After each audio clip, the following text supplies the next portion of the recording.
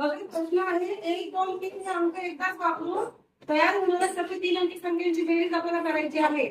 तर 1, 2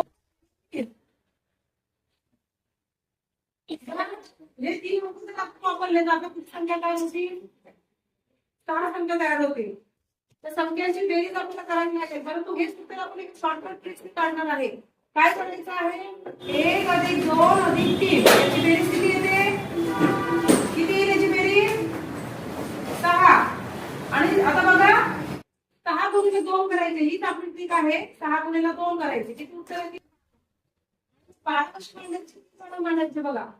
12 12 12 आणि बेरीज करायची.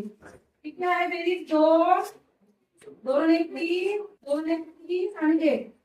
जर हे अंक आपण तयार केले, संख्या तयार करणार आहे. बघा पहिली संख्या आहे 123 होणार, दुसरी 132, तिसरी 232, सॉरी 231, नंतर 213, 300 312 आणि 321.